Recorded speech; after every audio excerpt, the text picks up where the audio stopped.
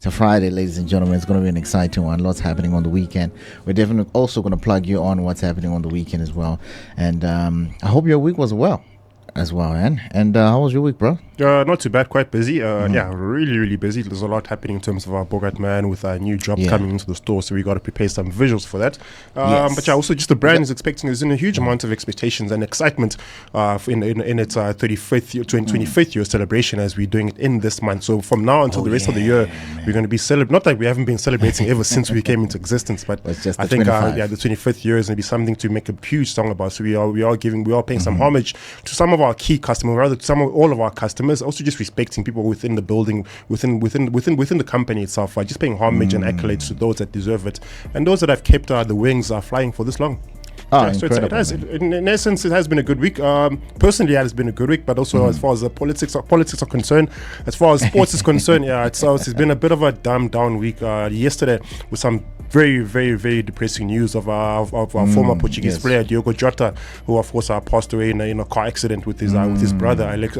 With his brother, very unfortunate, untimely. It's something that's really hurt the whole football fraternity. I'm not a Liverpool fan, but by the time when I got onto Instagram, the first post I saw was Cristiano Ronaldo posting and paying homage. I saw Cristiano's post and I was like, what's going on? Before I even read the caption, or it's automatically I got a bad feeling about it. And while reading the caption, you could see those heartfelt condolences sent over to Diogo Jota and his family. So a big loss for the football fraternity, something that hasn't sunk in as yet. But I mean, yeah, it is part of life. It is a reality we have to accept, and in that acceptance we have to move forward as well. All right, cool, man. It is what it is right here on the morning show. I hope you're having a fantastic Friday. Are they selling winter clothes in Durban? Not I thought about it. Right? No, I thought about it, hey? Yeah, that's a good. Because the first time I went to Durban, I went for Durban July. Yeah. Because I packed my jacket, everything. It was super cold. Joburg cold. I didn't even have to say it. It was super cold. Get there, never even wore anything. I had to go back into the shop to buy new things. Damn. I had to go buy a pair of shorts. I had to buy a pair of slops in the Bogart man shop. I had to buy a t-shirt. And imagine, so now I'm just sitting and wondering, telling other people like, don't shop here because you're going to shop for the wrong things. Okay? Get there, see what the weather's get like. Get there, just head straight to the Bogart man shop and they're going to instruct you what to buy and what to wear. But on the topic of Durban July, do you feel like the excitement levels are still as they used to be in yesteryears? I feel like it's now just become a common thing where you either go or you don't. But I think for those that are going for the first time experience, we'll obviously have something to hold on to. But for those that have been there, are the levels of excitement always the same? I mean, when you go in there, you already know what to expect. There's obviously the horse racing side, there's the fashion side of it, there's the entertainment side of it. Yes. So you already know what to expect. But are your levels of excitement as a second time or third time goer the same? Nah, it's not. Not the same, no? Everybody who goes, but there's just some people. Yes, there's exclusions. Some people are just they're just happy to go there. Like it's Durban July, you're going, but like, bro, you've been there for the past so many times. You know what's going on. You know what's going on. Even other people were like, yo, bro, are we going to Durban July this time, bro? Or they were already planning the plane tickets. I'm like, guys, I'm not going. They were like, why? The surprise in their face. Like, why are you not going? Like, I'm tired. Yeah, but no, Ronnie, the look is true, like the superstar celeb himself. So they expect you to be there. But I think what we've done well this year is we've actually allowed the real celebrities, the real superstars, to head over to KZN, Durban July, and to represent the brand. It's as much as it is an entertainment gathering, it's also a fashion gathering.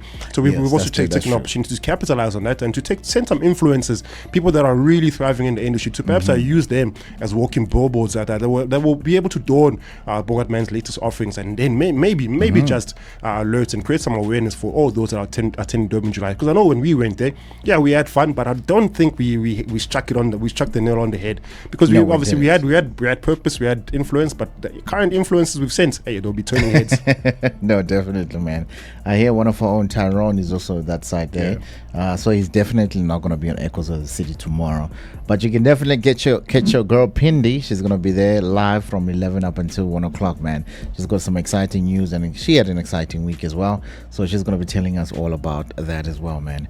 Right, speaking about Durban July, and people are going to be gambling, placing bets, etc.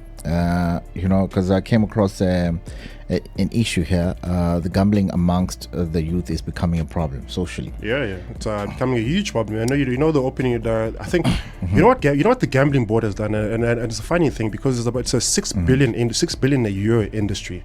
That's how much gambling generates. Oh, really? And that's a huge amount. I thought it was more for some reason, for some unknown reason. 6 billion is a lot. 6 billion on its own is already a lot for an industry that I don't want to say it's newly developed, but if you look at the likes of Hollywood bets, Bet 10, Betway, and the likes, those industries have really come out and started striking and started making money. But so much so now it's started affecting households, where you'll find now, for instance, families or all the members of families are now reliant on the younger members of families to start generating income, and they don't ask questions where the income is coming from. So now you'll find. I think there was a story where a youngster bought his mom a fridge, and the mom didn't ask questions where the fridge came from. She just accepted it. So there's not deep questions as to where all these kids getting money. Like from. My son, you're in the house every day. So where did you get the money to buy the fridge? What's going on? You're just sitting on your phone the whole time. Where's the money coming from? And this child is under 18, so that's the other challenge where it's going. That's where the problem is coming from. So now the questions towards gambling boards are being asked to say, but now how are these kids or how are people subscribing onto your website? Because you can bypass it. Of course, it'll ask you if you're over 18, and if you're under 18, you can still say you're over 18. All you go through the application process, you just use somebody else's document, somebody else's information to register onto the betting app, and then you can start betting. All your winnings will come directly to you as a minor, and you get to keep all these betting. You get to do whatever you need to do with that money. So he registered with somebody's identification, possibly his mom, his dad's. He puts his own banking details there. 100%.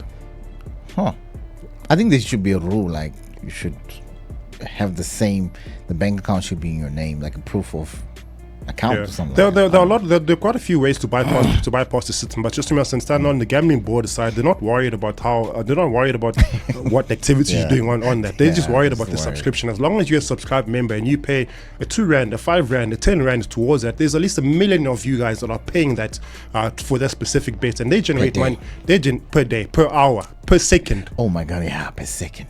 Wow. You can only imagine. So now I get it. Now I get how they reach the billions. Yeah. Easily without even extra effort. So this is actually a concerning thing, man. Like because when I see socially as well, man, it's like I've seen some people now in their houses, they're just glued onto their phones, and you think they're playing games, but no, they're just gambling. They're playing. There's a game called Aviator. I've seen a lot of people lose their minds. A person would throw his phone against the wall. And you just say, all you hear is the plane crashed. The plane crashed. And I was saying, what do you mean the plane crashed? And then I got exposed to it, and I realized this thing is actually rather addictive. And that's another problem that society is complaining about, is how addictive gambling has become. At some point it was used for recreational, but now it's been used for generating income. And in that seeking of generating income, that's when you lose more money. You know, there's a saying that goes, gamblers know when to stop. And I think with betting online, with the digital betting now, it's become so difficult to know when to stop. Whereas if you go into a casino and you're playing slots, you know, okay, I'm actually in the physical space. Well, it's time to go to sleep. I'm tired. 100%. Yeah. But now if you're there on your phone the whole time and you're just clicking, you lose track of time. That machine is now in your hands. 100%. Wow. And I've seen some people actually, they gamble while they're driving. Yeah. It's like a thing now. So they're just there and they're on their wheel string. Like, what are you doing? What are you doing? trying to click a few thousands before you get to that date. Yeah, you know, I don't know, man. It's very disturbing that now everything is digitally. I mean, digital transformation has its perks, but it also improves our lives. But yeah, it's very disturbing, you know. So this, obviously they ask for your FICA documents and everything when you register. So where are they getting these documents? These youngsters, and but now you'll find you'll find there'll be sisters, there'll be brothers, cousins that are not even interested in what you're doing. Just you're just telling them, listen, for me 100%, like please register for me, or I have an opportunity to generate extra income. They'll just need these documents from me, and because you look at your young brother and you think, oh, you're actually looking for a working opportunity, let me help you in this sense, and then you realize that and then you get to see the fridge coming in, so you'll be like, okay, it's actually working. You're actually, but you don't question where the fridge is coming from, because you know he said he had work work opportunity. You know, it's gone as far as even foreign nationals. I'm not just throwing them under the bus. I know no, we love our brothers. We love our brothers, but hey, guys, you know, employment has become so hard for foreign nationals that they've gone to that extent of using somebody else's documents to apply for these betting sites and to get the betting applications. So much so that they can start betting and generate some form of income because of the work environment, or getting work without permit, with being undocumented is so difficult in this country. So they've resorted into that, and that's caused a lot of attention from Home Affairs, from the gambling board, and it's raised a lot of questions and eyebrows in that sense. So it's going to be very, very. But how do they know the foreign nationals are getting the money? I mean, we know they're getting the money because, you know, I've seen them in the barber shops, everything. Yeah, the barber shop, you can find anything there. And those guys, you find them with a bunch of receipts like this. Oh, those long ones. The long ones. You came from macro, but yeah, with numbers. It's like you just bought a microwave in macro or something, or fridge, but that time is just papers. So how do they know, like, you know, they are the ones getting the payouts? Because obviously if they don't have documents to register on to the website, they also don't have documents to open a bank account. That's the tricky part. That raises a lot of questions. That's the tricky part, and that's the encrypted part that no one can solve at the moment, because you don't know who the actual owner of the account is. But somebody has an account, but you can't track exactly to where's this guy from. Is this a lady? Is it a man? Because when you're signing up on your profile, you can add any information you need. You can even change your birthday date, for instance. But obviously, they have to correspond with the other thing. Okay, cool, man. Hey, it's a thing to worry tricky, about. Man. It's very tricky. So yeah, I think more than anything, as opposed to the social issues that it's causing, more than anything, I think it's the addiction part of it that is causing a big concern. Addiction within the youth, to say the least. I mean, it's like playing a game, man. Only that now, because people get addicted to games. Yeah, you know. But now the rewards are actually physical. The rewards are valuable. Rewards are, I think it's better. Hey, yeah, is there a game where you can play and win money? Not like just like maybe it's like Tetris and then you like win money. No, I don't think so. I think that's a $1 billion idea. Imagine. Guys, come on. An Xbox. There's games. Really? Also. Yes, so there's one where the chicken crosses the road, so you have to make sure it doesn't get hit by a car and stuff like that. You see, I told you. Yeah, like you play an actual like mobile game, but now if you lose, you're losing money. If you win, you're winning actual money. You see, I told you that's a $1 billion idea. And it is. They've jumped onto it, but I think I need to create my own game. Now imagine like you're playing FIFA. I was gonna say that. And it's the actual clubs, and you can now get to trade like a Bitcoin platform that's got nothing to do, but the clubs are trading in the world. People are not going to leave the houses, man. No, they're not going to leave the houses. Imagine that. So you see, the addiction even become worse. Isn't that what fantasy football is?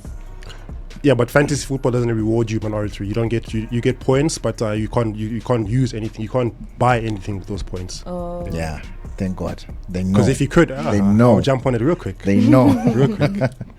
Yeah, man. And also the concern with everything we have just mentioned is that there's so many betting companies that are just like so I was surprised. I thought maybe it was like 2-3 Betway or Hollywood Bets or. Yeah. And then I discovered it's very much a thriving industry. It's an industry that is generating so much money for itself as an industry, but also for a lot of people out there. If you're really one of the lucky ones that's able to win anything off a betting app, and I think there are quite a few people that have come out quite with a huge amounts of lump sum amounts of money. No, maybe the lives haven't changed. Maybe they've blown it. Most have blown it. I've seen. Like I said, man, the barbershop. Next thing you're not seeing somebody there anymore, because now you just hearing story like he won.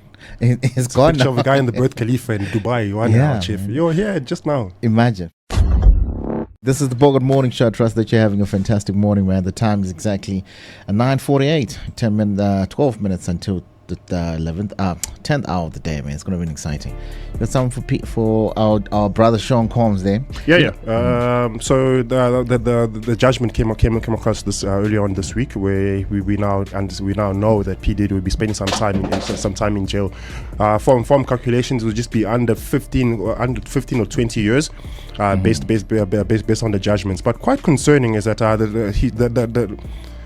what he actually went to court for is not what he was found guilty of. So for the sex trafficking and the RICO cases, those are the highest charges he had within his court cases. But they found him not guilty of those 2 cases, and of course he was guilty for three accounts rather of his judgment. And of course it caused a bit of attention. It caused a bit of attention and tension within the jury rather, where some of them were thinking, saying, but he actually came into court because of those 2 cases, and now you found him not guilty for that, and you found him guilty for the lesser for the lesser judgments. So in that sense, he'll be spending less amount of time in prison as he was generally supposed to. I totally agree with you, because when he came in for the first count, obviously it was for the first one you mentioned, and also of which that one they didn't find him guilty actually. Yeah, you're right. And then obviously he was also four other counts that they were also trying him for. But so the interesting one is the case against the case with Ventura, with of course his Cassie herself. He was not found guilty for that. No, and that's when there was a public uproar. So that's the second one. So it's either he's guilty. So I don't think they found him innocent. He was, because I think their justice system works as you're guilty or not guilty. Sure. That's not innocent, because now you can be guilty because we saw the evidence. I mean, there was a whole video and everything else. Yeah. But the fact that the lawyer came in the last minute in last round and showed the counter video. No, not even a counter video. Like, he was like, yes, we see what he did, which is actually quite clever. He says, yes, we see you. There he is on the video. That was bad. Yeah.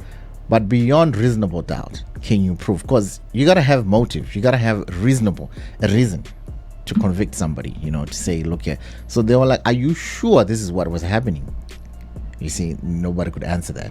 So I think that's where he just, got off with it. But he's going to jail anyways. He's going to jail. He's going to jail anyways. I think depending on how long he goes to jail for, obviously we'll decide it. But quite interestingly is his lawyer, Brian Steele. He's now been donned as the hero, or rather he's donned the suits. You know what's his name? Harvey. What's his name? Harvey on Suits. The guy that never loses a case. That's what Brian Steele has now been dubbed as. He's been dubbed as the new Harvey, because if you remember very well, Brian Steele was the same lawyer that was protecting Young Thug in the Young Thug case, and that guy's good, racketeering case. So much so that he went on and he found an abbreviation for Young Thug's name. Yes, and he came out to court and he said Young Thug's name actually means this, and the judge was there thinking, oh, actually, now that you put it like that, he actually comes across as a better person compared to his crimes. So he's used his knowledge within the hip hop industry to almost try to manipulate our judgment, to almost try to manipulate the jury. But it's worked to his advantage, because he knows how to touch the jury emotionally. But you say, he uses common sense over and above logic, and over and above the law, the justice system. He uses common sense, and common sense seems to apply. It applied so much so that it allowed P. Diddy to get a lesser sentencing in this judgment. And you know what? The other thing is, to other people it may be disturbing, but to me personally, I just wanted to say other people were so happy that they didn't trial Diddy to that extent. Yeah. Because they were like, obviously they're trying to keep a black man down, etc. All this, you know what I mean? So a lot of people were happy that he wasn't found guilty. When so much so that you're happy enough to start to celebrate with baby oil outside of the court. Inside the court. Is that what they did? That's what I'm saying. That those were the celebrations. Homies are out going courts pouring. Oh, wow, the baby oil. I don't know. Yeah, I know. Hey, that's why I said for some people might find it very disturbing, but a lot of celebrities came out. They were on his side as well, and it's quite amazing. And shout out to Pharrell as well, guys. Really mentioned he's doing great things out there as well, man. Is a designer also out there. Yeah, man. Brian Steele, let's play that song, man. He's so good that Drake had to go do a song about him. Let's hear what he has to say. Starless Rhythm, it's the Bogart Morning Show. Is exactly where you are. The name's Ronnie J. Drill's extraordinary DJ. And shout out to Tulani in Gateway. Yes, it's Gateway. Shout out Gateway. Shout out to Galleria Mall, man. I haven't been there, but a couple of our guys were there doing an activation in the shop as well. It's a lovely shop. It's amazing. Shout out to Papa D, Jordan, and the rest of the team as well for putting together that shop. It just looks. I don't know how they do it amazing all the times. They get it amazing all the times. I'm like, consistency. Wow, is consistency. Key.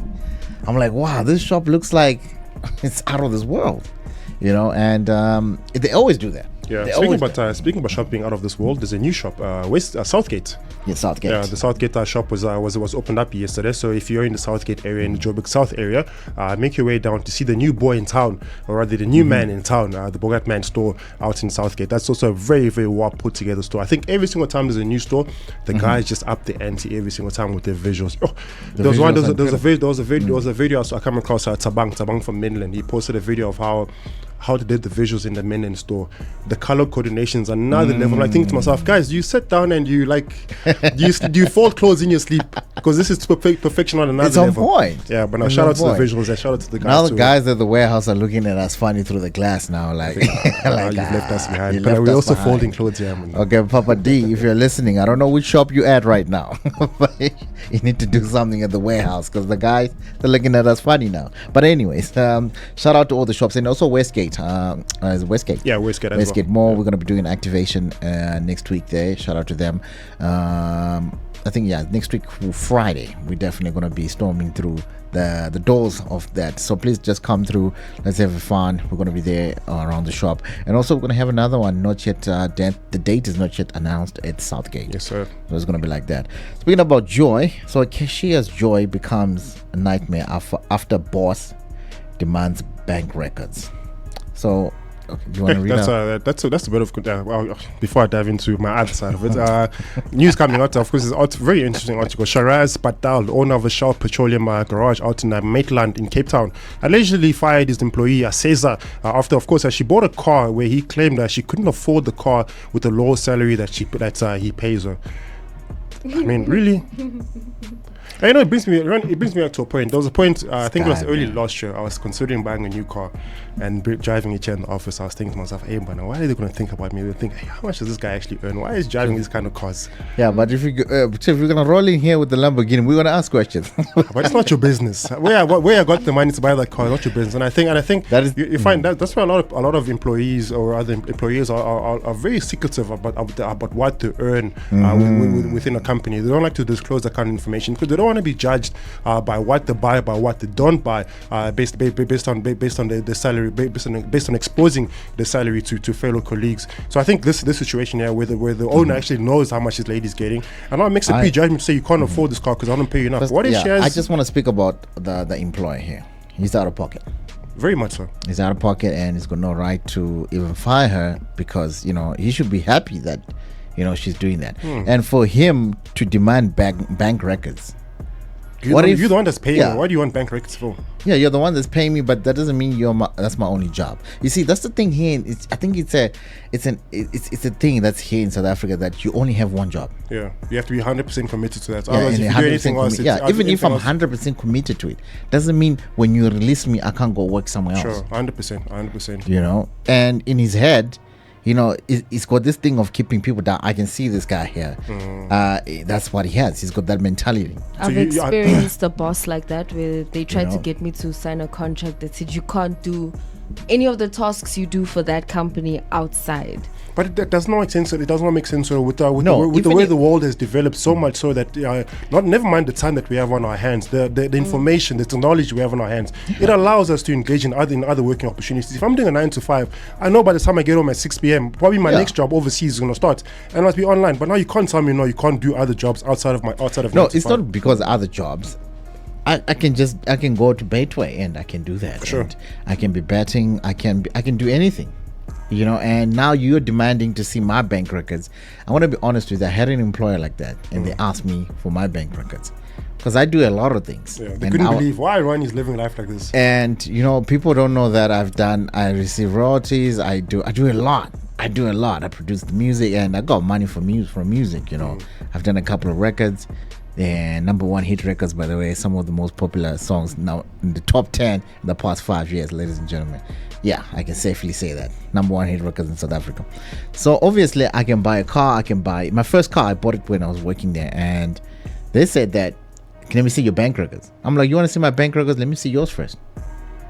Literally, that's what I asked him. Then I was like, no, but we can't do that. I'm like, yeah, but you want to see mine, but let's exchange. Because obviously, if you can't show me yours, the same reason, yes, the same reason you can't show me yours, that's the same reason I can't show you mine. Clean. So now, and that guy obviously he couldn't find me.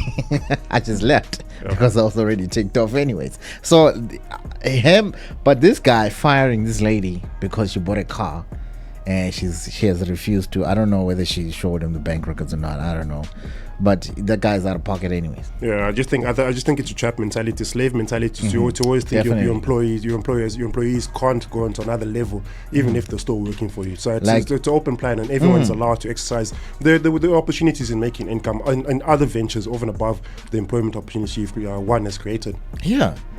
How do you know I'm just there? Maybe for you just to pay my rent. How do you know I'm there? What if she's an influencer? What if she's What selling? if she's got OnlyFans? I'm not saying she got. I'm just saying. Hey man, from those pictures, she looks like she got.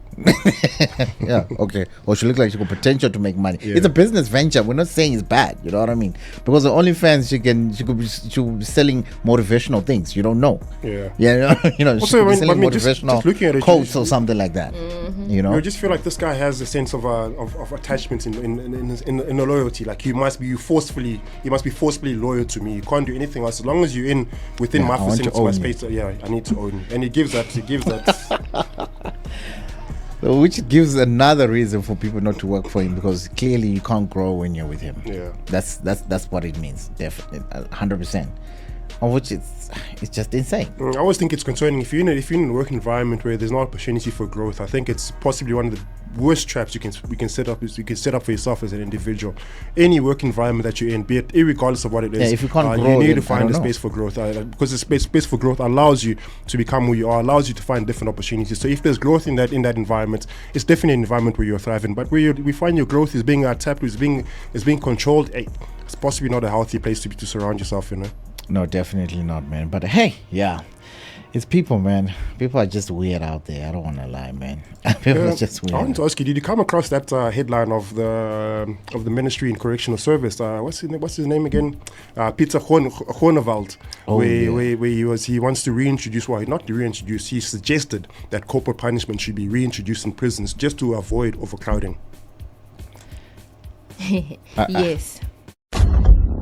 Yes, ladies and gentlemen, it is a Friday, and you can know that it's a Friday because you're tuned into the Bogart Morning Show. The name is Ronnie J3's extraordinary DJ, man. Exciting things happening. I wonder how your Friday is going right now, man. Download the Bogart Radio app. Let's have a chat on the Bogart Radio app, on the message tabs as well. Right, speaking about that lady that bought a car and got fired. Caesar. It's not even the owner. I don't think it's the owner. I think it's the other jealous co-workers that are with him. And we didn't think of that. It might. I swear. I just know. There might have been an Mpimpi there, like, Chief, yeah. This lady, why does she drive this car? She's here at the counter. She's driving cars. Yeah, exactly. She's working at the counter. She can't afford this car. Why? She's earning lesser than me. That's what happened. Like maybe the manager or something like that. They're probably like, I prefer to jealous down. Just let people thrive. Let people win. Why? Why would you do that? Like, why would you? Yeah. It's like, you want to see the bank records. So what? So what? You want to see the money I got from my grandma, or the money that I got from my boyfriend or whoever? Like, why? Yeah. Why? I think the punishment is just unnecessary for her, number one, to lose a job. Not the FBI. How do you punish somebody for making a progression in their lives? This person is trying to progress, and here you are punishing them for showing you progression within your work environment. There's no proof that they stole from you. Like, zero proof that they stole from you. Yeah, man. I don't know, man. They're not even the Hawks. But anyway, speaking about corporal punishment, let's see what we got here. Okay. Wait, hold on there. Must start the debate. If you look at our criminal justice system, and specifically justice, we must start the debate to say, shouldn't we bring back corporal punishment? Dis weer tyd dat ons gaan kyk na laaitjies. 'n Jong persoon wat 10 brode steel, sit in die tronk en wag 3 jaar miskien voor haar vonnis is. Gaan dink oor of ons die laaitjies terugbring om die saak te kan aanspreek nie. Ja, okay. Minister. Interesting insight. Minister in Correctional Service, Peter Groenewald, of course, speaking about bringing back corporal punishment in prisons for those, number one, that can't afford parole, and for those that commit petty crimes. So he's suggesting, it's a suggestion, just by the way. He's not saying that this is what we're going to put into government. He's suggesting and saying it's an open dialogue for those that have better suggestions come across. So we need to start this from point A. Peter Groenewald was of course part of the National Party back in the apartheid years. So when he came out in the news earlier on this week and he brought out this news, the first thing that came to people's minds like, no, this is an apartheid fighter. He can't. I'm sorry, that's what came to my mind. See, I was about to say, how old is this guy? I was about to say, I'm sorry. That was a common feedback, and he came out and he defended himself. He said, no, all I was saying is I'm giving a suggestion because we have a current problem. In that problem, there are no solutions. Sorry, how does this still have a job? I don't know. Maybe I'm 100% behind. I'm 100% supportive of his statement. You know why? Because no. We'll go get to his statement. He's trying to build the country sharp. Sure. But I'm just saying, how does okay, we're gonna get back to that. But anyways, I want to know what is corporal function. I got so many questions right now. So many questions right now. So he wanted corporal punishment to be introduced back in correctional services. What is corporal punishment? So corporal punishment. So in his definition was lashing, beating people up, beating people up, whipping them. The same people that were being beaten, that he also implemented beating back in the day. Now he wants to bring the same thing back. So that in the name of what? Your argument point also that point has also been risen, and it's a major concern. But in his defense, how does this guy still have a job? He says, so for instance, he says, imagine a young boy goes into a spaza shop and he steals a loaf of bread. Here's you as a shop owner, you call the police. The police comes and they arrest this young boy. Number one, this young boy can't afford to pay bail for himself. The police arrest this young boy, they put this young boy in jail. He's going to spend 3 years in jail with a criminal record. They're going to take his fingerprints. Once they take his fingerprints, he has an automatic criminal record. Now, it's a petty crime. Yes, I understand a crime is a crime. But stealing bread compared to murdering somebody are not the same comparisons. Now you're gonna the same person that stole bread, you're gonna give him a criminal record. The same criminal record you're gonna give somebody that murdered somebody else. Is it fair? Is it fair? So Eden came out and said no. To avoid having overcrowding in prison and to avoid having people that can't pay for bail in prison, all you do is if you stole bread, you come to prison. We'll give you three options. You either get the cane lash, you get the shambok, or you get the spiky lash. You choose based on the crime that you've committed. We will give you those lashes. 6 lashes for so and so crime, 10 lashes for so and so crime, and then we release you. You go back into the streets. Now, within your argument, you're saying that no. How does this still exist within this current time? How is corporal punishment? No, I didn't ask that. I said him. How is he still having a job? That's what I asked. Okay, so he's done. You understand? He came out. Some people came out on that. What do you call it? That platform, and say they were just following orders. Yeah. But he's coming back because let's be honest. The majority of people, the crimes, is black people. Sure. The same people which were exposed to which were under the apartheid government for them, all the cruelty and everything else. And you are saying coming back to say we must bring back this cruelty of harming people, and you know very well who is got the highest things, and we know why these young children are committing these petty crimes. They're doing this, and because let's look at it. Most of them, it's not like when you steal bread or you steal those petty crimes. It's out of hunger. It's out of and he knows that very well, because I know he watches the news. He's very plugged in, but he still has to go ahead and say corporal punishment. You couldn't come up with a suggestion to say, maybe, this is just me, maybe. Let's just maybe put a certain budget and maybe build a separate prison for those people. Or maybe let's just change the justice system to give them maybe, what do you call it? Maybe they go pick up papers. What do you call that? Community service. There were suggestions of community service, but in his defense, he came out and said, we don't have enough wardens to leave the prison to go and attend community service activities, to oversee these people, that these are minor crime committers, to oversee them engage in community service.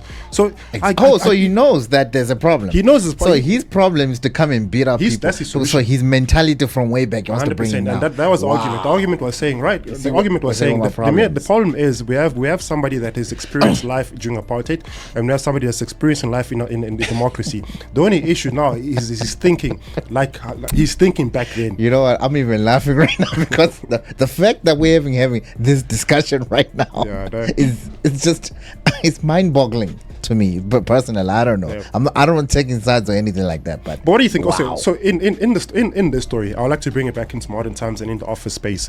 So you're in the office space and you've got this person that has this vintage way of thinking of doing things. For instance, they'll give you a dad joke that the dad joke they'll find funny, but now to you're thinking, oh, you're actually quite offensive with that joke. But anyway, I'll laugh it off. And then you get certain employees that are from yesteryears or from all the times that are rather touchy or expressionate about how they express themselves in a touchy sense. But for them, it's okay because back then it was a common thing. It's a way of expressing care, expressing love, and so on. But now in modern times, where we find offense for the most minute thing, for instance, somebody sharing a dad joke, and you think, hey, actually that dad joke came a bit racial. But anyway, I'll laugh it off. That's a problem of now because that's where Peter's coming. That's where the misunderstanding with Peter's coming from. Because now Peter's coming, his idea and his narrative is from how things were done back then. And somehow he feels like it's going to work now. And the argument is saying, no, what you're trying to do is going to trigger some emotions that people had experienced back then. Literally people who have been exposed to think they're still alive. They still exist. They're still walking in this earth. And they're in huge numbers. And you want to do that, and especially coming from you, at least if you would have put somebody who's black in front to say, look guys, no, it's an honest thing, you know what I mean, it's an honest thing. And you're the minister of those correctional service, and you're doing that and you're implementing such things. And I don't know, in his right mind, I'm sorry, but in his right mind, when he woke up, I was like, you know what, this is a great idea. Let me share this with you. It's a great idea. Somebody backed up, like, go say that. I think I've got some whips and lashes back from apartheid. They're just sitting there. How about we put them into use? No, I'm just saying, I might, guys. Possibly not the best solution for a problem that we're currently facing in our correctional service. Not the best solution. We just had Elon Musk just now. Guys. I don't know. Maybe Julius Malema is going to beg me. I know he's going to come up. And it's quiet. This is definitely something for him to come and address. Like, this guy, he's setting himself up. He set himself up so bad. That's why I'm laughing. Like, guy, did you just wake up and you just thought to say, I think, what way can I set myself up now? But hey, story for another day, man. 31 minutes past. Let's head over to sports with Ross.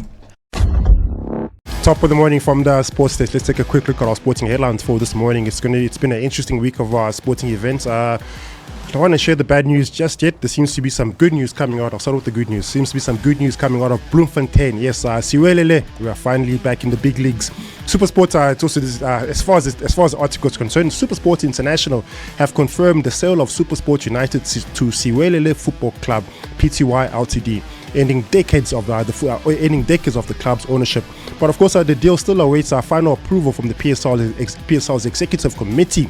Of course, the broadcaster announced on the 3rd of July that Siwelele Football Club had emerged as the successful bidder following a closed process. The new ownership group is led by Calvin Lee John. Do you want to take a guess who is he a relative to? Lee John. Calvin Lee John. I don't know. Can I give you a clue? Yeah. All hail. Oh, really? Oh, shout out to him, man. So news has come out that Calvin Lee John is a close family member of Sports and Arts and Culture Minister Gayton McKenzie. So close that it might just be his son. So it's apparent that his son has bought the new club, Siwelele FC, also will commonly be known as Bloemfontein Celtic. News also coming out of our SuperSport CEO Rendani Ramuva explained that the sale aligns with the broadcaster's renewed focus on the core business. Other words, saying that focusing on the football side of things was not helping SuperSport develop.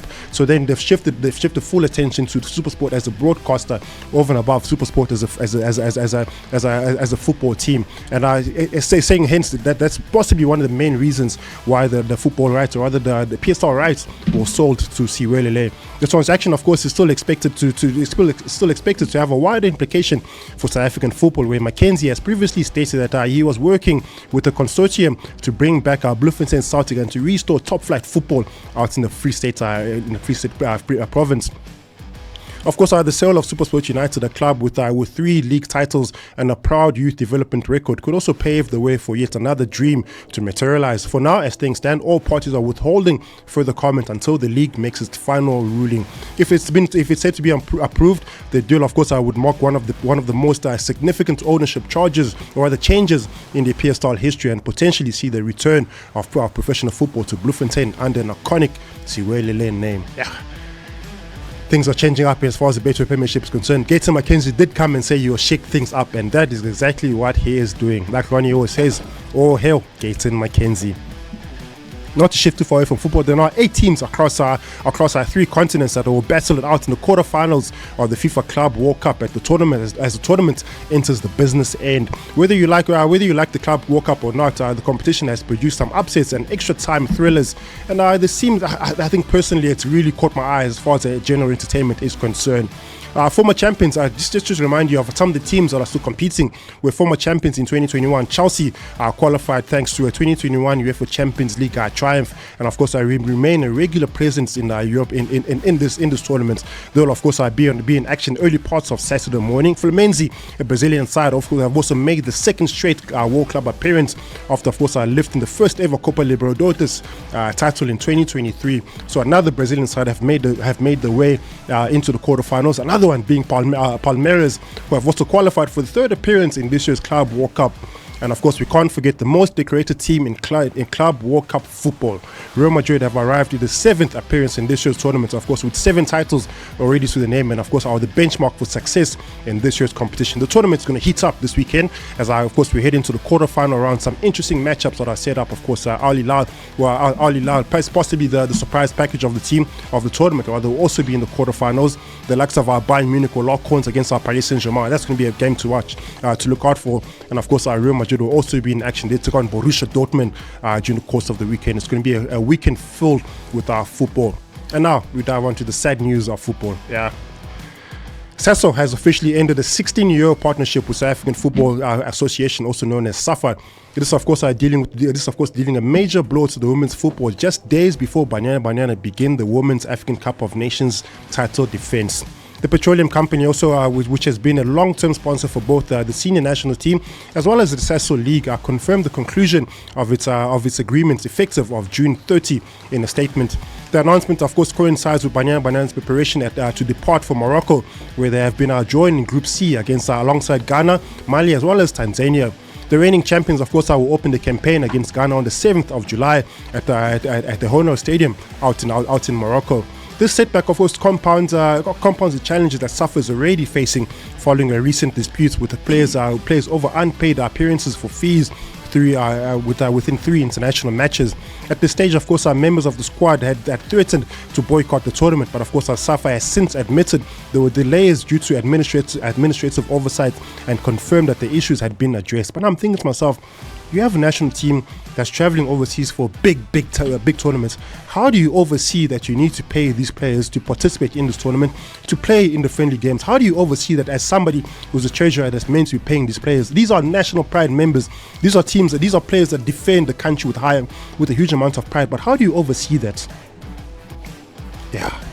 That just explains how deep the problems are at SAFA. Nonetheless, SASO's departure. Yeah, SAFA is suffering. Yeah, nonetheless, I need to relax those guys. Danny Jordan. Nonetheless, of course, SASO's departure impacts more than just the senior national team. The SASO Leagues has been a crucial part in developing women's football in grassroots level, and also loses its name sponsor and a key supporter of the national structure. The company also has indicated that they're open to discussions of possibly renewing the stake and the position as a sponsor. But this is only if SAFA is to change the administration, to change the financial issues, and to pretty much change and do the full overall, then SASO will consider coming back. Yeah, I'm not done. There's still more. Yeah, we're still going. Wimbledon will, of course, will allow players to break the strict rule of all white dress code at the All England club following the tragic death of Diogo Jota. The Liverpool and Portugal forward was killed in a car crash in the early parts of Thursday morning. The accidents, of course, occurred on the A52 road in Spanish province of Zamora, which, of course, took the life of 28-year-old Jota as well as his brother, a 25-year-old Andrea Silva. A number of tennis players will, of course, be keen to pay their respect to Diogo Jota at Wimbledon. Of course, have been given permission to wear black armbands on the court by the all-white club officials. Wimbledon, as things have been, have arguably the strictest dress code of all sporting events, but with competitors told they must be dressed in a suitable tennis attire that is almost entirely white. Of course, the guidance was set in the early parts of 1963. Even specified that white does not include off-white or cream. That rule is set to change during the course of the week. Of course, as many players, including Portuguese star Francisco Cabral, who of course has indicated that he will pay full homage and condolences to Diogo Jota and everybody else in that family. Alongside with him, other players will also be in support with armbands just to show support. Literally, the whole sports fraternity is mourning the death of a youngster that is none other than Diogo Jota.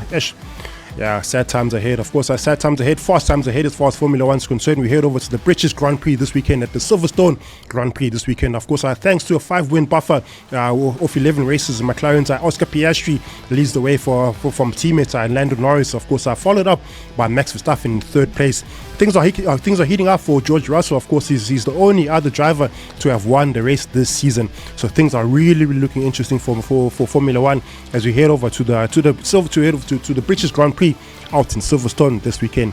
A weekend packed with sporting activities. I hope I've done justice. In fact, before I wrap it up, the Springboks are also in action this weekend against Azzurri.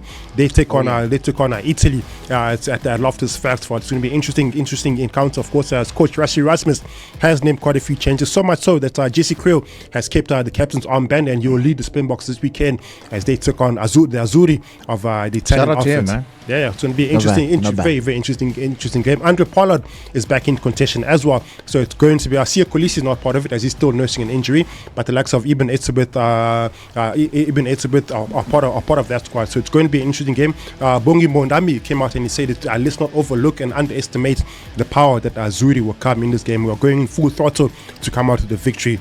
That of course that incoming tour of Italy gets off this weekend, Saturday at Loftus Versford, 6 p.m. kickoff. That's pretty much my insight for this morning. Back again on Monday between 9 and 11 a.m. Until then, enough said. Listen, I got a question, man. Yes, sir. Is SAFA a private-owned entity or it's a government-owned? Government. Yeah. They need to. I don't know. Maybe there needs to be like a private in the private sector. It just comes in and then handles things. Danny Jordan needs to go. No, it's one guy. But he doesn't want to go. He doesn't want to go. He's literally created a dictatorship within that environment, so much so that he's become an iron duke that you cannot replace him. And everyone is saying you need to change the administration. Once you change the administration, things will work. There are countries within Africa that have football association administration that have a whole economy that are breaking down, but the football associations always thrive because the administration is so key to ensuring that the success of it. We have a national team in Banyana that are currently competing in Morocco. They are defending their title as African queens, and you can't have enough money to give these girls to encourage them, to support them. Guys. No, this doesn't make sense. It doesn't make sense at all because if it doesn't make sense that they don't have money. It does not make sense, not at all. You can't tell us about sponsors, they're not on board. They came out, they said there was an administrative oversight. We didn't see that. We needed to pay these ladies. Do you have all calendar? Oversight. The calendar says that the ladies are paying these friendly games. The ladies are going to Morocco to participate. How do you not have that in the calendar to say, okay, actually let me pay them in advance, or rather let me schedule the payment for this day. Wow. Anyways, shout out to everybody that's tuned in right now, wherever you're listening from or wherever in the world. Shout out to you if you download the Bogart radio app. And see me son. No, I don't want to butcher this name. Simiso. Oh yes. Simiso. Yes, Simiso. I'm trying to pronounce his last name. Cool. Okay, I can't pronounce that. Maybe you can send a voice note in the group just to tell us what on the Bogart morning chat tab group, not the WhatsApp, because a lot of people come to the WhatsApp. We don't have a WhatsApp line, ladies and gentlemen. We've got the Bogart radio app. You can go there, message us under the Bogart radio morning tab, and I'll reply to you. I already did. I already replied to. I'm taking requests, by the way, as well. So shout out. Like if you see people like Eminem bowing down and say, you know what, the goat of the goats saying, yes, you are. Yes, you are. It's incredible, man. We accept. Yeah, man. Even the lines that we hear, man, getting hit like the pill. It's insane. Insane, man. Speaking about other things, it's been a week of very unfortunate passings and very unfortunate passings, and so much so that our very own deputy president, well, former deputy president David Mabuza, also passed away. Yesterday. It caused a bit of a stir within the ANC government because a spokesperson of the ANC, Figile Mbalula, announced before the president announced himself, and that caused so there was a lot of questions coming in and saying, Figile, we didn't give you permission to announce this. Why would you announce it before the families? Also, remember they always ask for privacy during such a moment, and that privacy was not given to them. So the ANC is pretty much questioning Figile for announcing before the president announced David Mabuza's death. Also, we know that Cyril Ramaphosa and David Mabuza were very, very close. In fact, so much so that President Cyril Ramaphosa's position as president right now was petitioned by David Mabuza himself. He was pretty much one of the catalysts that pushed for Cyril Ramaphosa to become president over Lady Zuma. I forgot her name. What's her name? I also forgot her name. Yeah, she was meant to be the president, but then they advocated. David Mabuza advocated for Cyril Ramaphosa. Over and above that, he's been in Parliament. He was pretty much the one person that challenged the status quo, that challenged everything else that did not stand within the democracy. So it's a big loss for the country. He was suffering. He passed away of a long-term illness as well. He did announce his departure from Parliament, and once he announced that, Cyril Ramaphosa did give a cheers. He held a glass of water and he did give him a cheers, and he honored him for long life then after. And it's just very unfortunate. He's very good friend, and one of our greatest presidents. Yeah, well, very, very. I call him president because if you're a deputy president, you put in the work. Represent, yeah, president for sure. So very, very timely, very unfortunate that he had to pass on a week where we've lost so many people that have pretty much touched our hearts and touched the nerve just by losing him. So may his soul rest in peace. May the whole family find peace in this dying moment as well. Yeah, man. It is that time, man. But then I think Feroza had. You said Zamazamas are back. They're back. Or they're still stuck. I don't think they're not back. They're just stuck. No. So basically, the cops just put it out there to say, guys, we don't have the equipment, the specialized gear, to actually go after these guys underground. We can only catch them on the surface. So they literally, as cops, they put it out there to say, when you guys are underground, we can't catch you. I don't know why they would publicize. Very funny that a lot of government departments don't have equipment to do what they're supposed to do. Nah. They do 50. They do the 50% of the job, but 50% they were like, no, we don't have equipment. I heard actually like a news story that about 700 police vans are sitting at like mechanics and stuff, not able to move, waiting for parts. Waiting to be fixed. But you're buying new GL Mercedes-Benz for a lot of people. The question now is the police department, SAPS, they released the application forms for people to apply for work at the police department. There were 5,777 applicants for a job only for a space only open for 400 people. So those vehicles that are sitting there parked and waiting for parts, these 5,000 that have applied. So when they apply, are they walking on the roads? Are they riding horses? What's going on? No, there's something wrong here because we don't have enough policemen in the country, first of all. And for them to employ people, they don't have the money to pay them as well. So it's a tricky situation. Yeah, but then why open applications? They sent, I know the JMPD sent applications, SAPS sent applications. Like I said, maybe it's mandated, like every year you need to have. Because we literally short. Like literally, it was a whole thing that I explained last time on the other show. But it's a whole thing that they need to look into. But let me just revert back. Resources of the government departments. Like your boy, what's his name? The minister, he just came through like we don't have enough. Prison? Peter Groeneveld. Yeah, he came through. We don't have enough. There's not enough space. No, workers in the prison to attend to not the corporal punishment, the other punishment that of which that's how it should be. That's how it should be actually. According to the law as well. Yeah. But you're saying you don't have enough. Why don't you just employ? Actually, I think it's tricky with the process. With the processes, make it really. But you're rushing to say the lashes in the thing. They're gathering dust. Somebody on our app, Let's I think bring Mr. T on the app said, I don't think this minister knew what he was thinking or knew what he was Oh about yeah, to say. there's somebody on the Bogart. Yeah, he did say it's crazy. Yeah. It's always important to think before you say. Yeah. Always. Yeah, Always. I didn't think. Yeah, he said that I don't think that minister thought that through. LOL. He didn't. Yeah. He didn't think it through. But anyways, enough about him. Let's hope things get better in the future, man. Definitely. Right, the time is exactly 10:58 right here on the Bogart Morning Show. And shout out to everybody who's tuned in from wherever you tuned in from. I just dropped the location on our WhatsApp, on our Bogart Radio app. My apologies. Please download the Bogart Radio app. And by the way, you can send voice notes. You can send videos as well on the Bogart Radio app on the morning tab. You can do a lot more on this. So we're about to get so many pictures of guys just wearing Bogart. Let them come. We'll put them on a wall of fame. Let them come. In fact, let them come. We want you on the wall of fame. Go head over to our Bogart Man website as well, where you can just check the wall of fame. Yes, and you can just send your picture right here on the Bogart Radio app. Yeah. Isn't that amazing? Before we say our final goodbyes, everything is heading down to KZN this weekend, Durban July, of course. When we say everything, we mean head over to the Bogart Man stores. Please do the right thing. If you want to be doing then, of course, the theme for this show is Marvel, something about Marvel. I know we definitely have something that represents Marvel in all of our stores out in KZN. Yes. Be it, just a quick mention again, be it Gateway, Galleria, Newcastle as well. Yeah, Newcastle Gateway, as well. So if you're anywhere near a Bogart Man store, head over to Bogart Man store. We definitely have something for you to wear during the course of Durban July. It's not too late at all. In fact, you can get your outfit right now. Even if you haven't left, haven't catch your flight, or whether you're in Joburg, Mpumalanga, Polokwane, Venda, wherever you are, you can buy your outfit right now at your nearest Bogart Man shop, and let's get it. Let's do this, man. Let's just keep standing at Durban July. Let's everybody enjoy.